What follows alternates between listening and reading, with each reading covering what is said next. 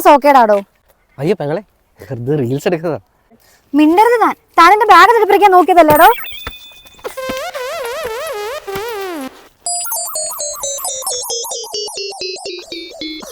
പോലാളിയാ, എന്താണ് ഇത്ര വിളിക്കാ?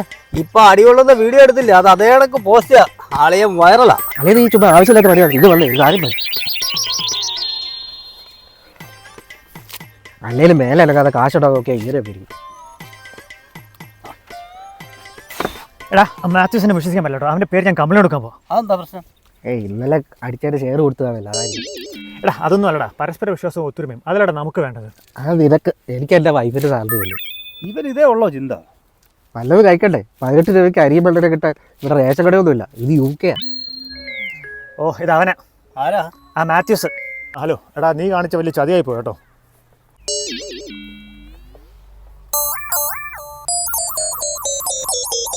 കളി ഇത് കണ്ടോ? എന്തുവാടാ ഇത്? പാലും വെള്ളവും നമ്മൾ ഒരുപാട് കണ്ടിട്ടുണ്ട്, കുടിച്ചിട്ടുണ്ട്. പക്ഷെ പാമ്പും വെള്ളം അത് ആദ്യമായിട്ട് കാണുക. കളി ഇത് മറ്റേതാ.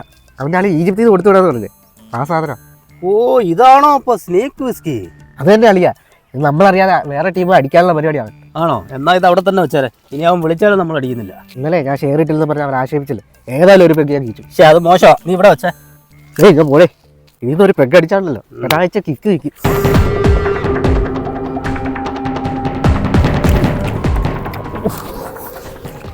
അളിയാ, എങ്ങനെ ഉണ്ടല്ലോ സാധനം? എൻ്റെ അളിയാ, ഊർക്കമ്മാ ഉച്ചി കുത്തിയൊരു ഫീല്.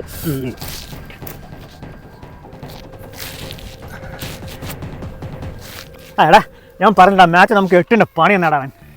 എന്തിന്റെ പണിയുടെ കാര്യം നീ പറയുന്നത്? എടാ, ഞാൻ പറഞ്ഞിടാ, ഈജിപ്തിന്റെ അളിയനെ പുള്ളി മണ്ണിൻ്റെ ഇടയിൽ 10 വർഷം കുഴിച്ചിട്ട് സ്നേക്ക് വിസ്കി തന്നു വിട്ടായിരുന്നു. അത് വീട്ടിൽ വെച്ച് കഴിഞ്ഞാൽ ഭാര്യ കണ്ടുള്ള കൊല്ലാപ്പാവണം വിചാരിച്ച് ഞാൻ ആ മാത്യുവിനെ ഏൽപ്പിച്ചു.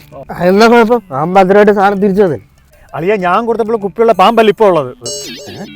എടാ, അവന്റെ ഭാര്യ ഇപ്പം വിളിച്ചിരുന്നു. അവന്റെ കയ്യിൽ നിന്ന് ആ കുപ്പി വീണ് പൊട്ടി. അവൻ നമ്മളെ പേടിച്ചിട്ട് ഏതോ വിഷപ്പാമ്പിനെ അടിച്ചു വന്ന് കുപ്പിയിലിട്ടേക്ക്. അതാ ഞാൻ പേടിത്തോന്നു നിൽക്കുന്നത്.